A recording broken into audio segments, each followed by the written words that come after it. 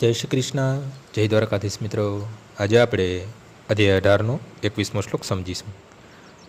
પૃથકત્વેન તુ યજ્ઞાનમ નાના ભાવન પૃથક વિધાન વેતિ સર્વેષુ ભૂતેષુ તજ્ઞાનમ વૃદ્ધિરાજસમ. જે જ્ઞાન તે મનુષ્ય જુદા જુદા શરીરોમાં જુદા જુદા પ્રકારના જીવ જોઈએ છે તે જ્ઞાનને તું રજોગુણી જાણ. એવી ધારણા છે કે ભૌતિક શરીર જ જીવાત્મા છે અને શરીરનો વિનાશ થયે ચેતના પણ નષ્ટ થઈ જાય છે. તે જ્ઞાન રાજસી છે.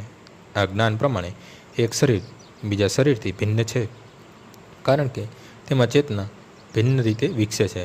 અન્યથા ચેતનાને વ્યક્ત કરનાર જુદો આત્મા હોતો નથી. શરીર પોતે જ આત્મા છે અને શરીરથી જ પર કોઈ આત્મા નથી. આ જ્ઞાન પ્રમાણે ચેતના અસ્થાયી છે અથવા તો જુદા આત્માઓનું અસ્તિત્વ નથી.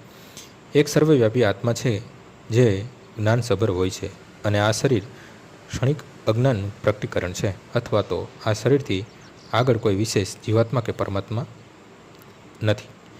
આ સર્વ ધારણાઓ રજોગુણથી ઉત્પન્ન થાય છે. આજનો શ્લોક અહીં પૂર્ણ થાય છે. આવતીકાલે ફરીથી સવારે 6 વાગ્યે મળીશું. જય શ્રી કૃષ્ણ.